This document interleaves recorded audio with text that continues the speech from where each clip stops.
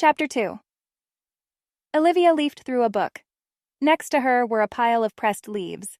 There were about 100 or so in the pile. She was studying the different types of trees in her area, including some herbs she found on her journey. Her cousin Duncan came in from the other room.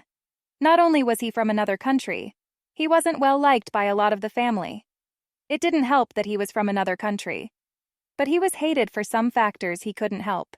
He was part Japanese and Vietnamese. Some of the relatives fought in Witu against the Japanese and the war in Nam. Family gatherings were awkward for him.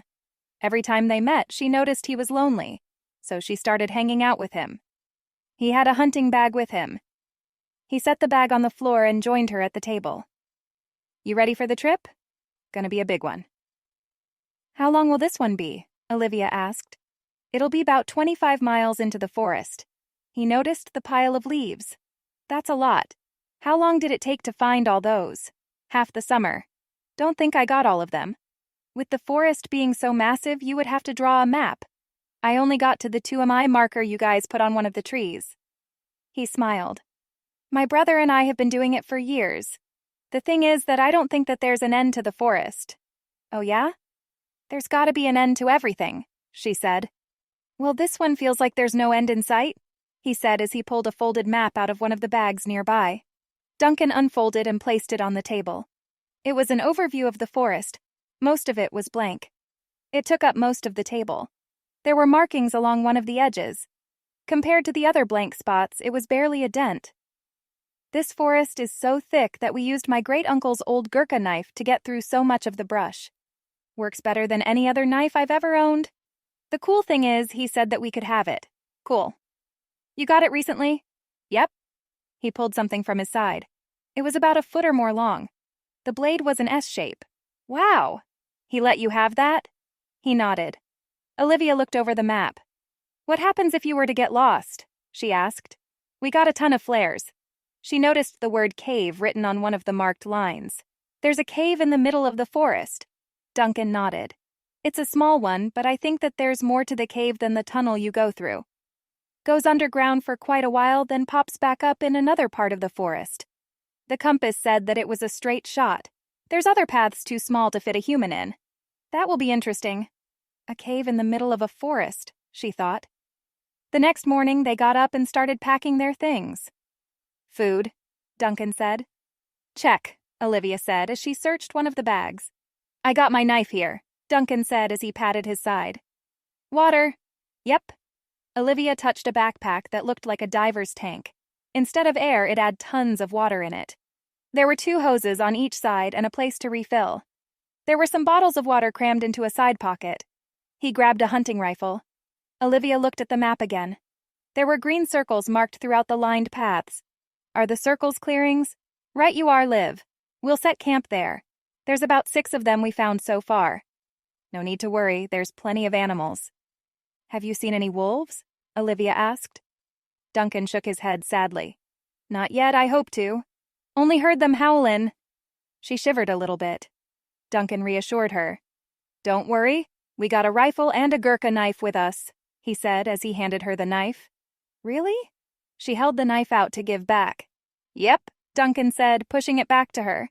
"Figured I'd give you something to protect yourself." "Aw, thanks," she smiled. She noticed 2 other pockets on the carrier for the knife. "Oh yeah," Duncan said. "There's 2 other tools that come with it." She pulled out a smaller knife. "That's for smaller tasks like eating and skinning." She pulled out a flat piece of metal. "That's the sharpener. Thanks." They headed out later the next day. "This part," Duncan pointed to the map, "is where we had to cut tons of brush. You'd think that this was a jungle more than a forest. We found all sorts of vines and strange plants. I've never seen these before. I saw the leaves I gathered when we first started." "Yeah," Duncan said. "We started 5 years ago, a few hours passed. There wasn't much difficulty getting through. A clearing was up ahead." "Here we are," Duncan said, placing one of the bags against a tree. "Our first break." They unpacked some of the food they brought. Lots of interesting meats greeted her. "Quite the collection there," Olivia said. "Yeah, my uncle got it from out of country. It's gotta be expensive. I think he gets the money from WWE. He's a sponsor for one of the wrestlers. Said he's a good one and he's just a rookie." "Who is it?" Olivia was curious. I think he said his name was the Enforcer. She wasn't really into WWE, but whenever Duncan K, over which was a lot, he watched it after dinner. I hope he picked a good one. Duncan shook his head. Lesnar broke his spine. That's unfortunate. Duncan nodded. They heard a howling sound in the distance.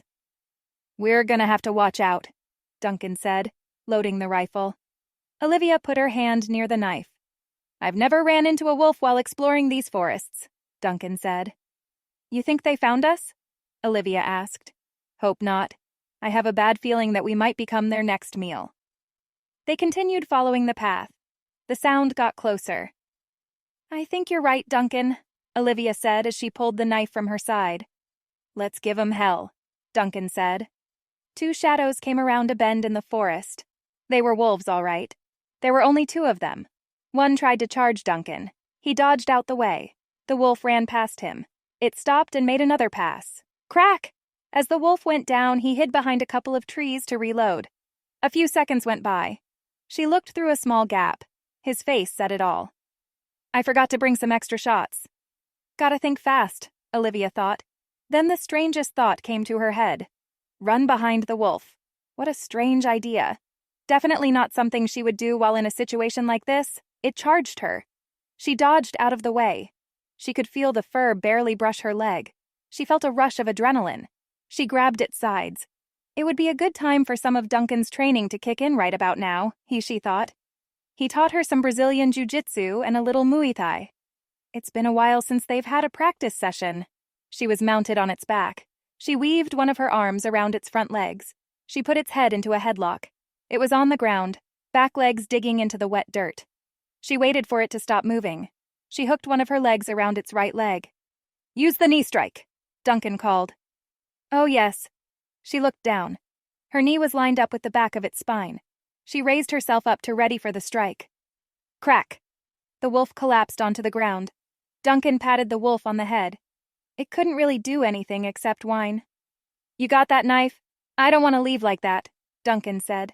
Sadly, she handed it over to him. A few minutes after buried the wolf, they agreed that it would be a grand idea to head back to the house. I don't know how, but it was like someone else took over, Olivia said as she put syrup on some pancakes. Yeah, up until the snapping the spine part, it's like you were wrestling the wolf. Yeah, I surprised myself after that.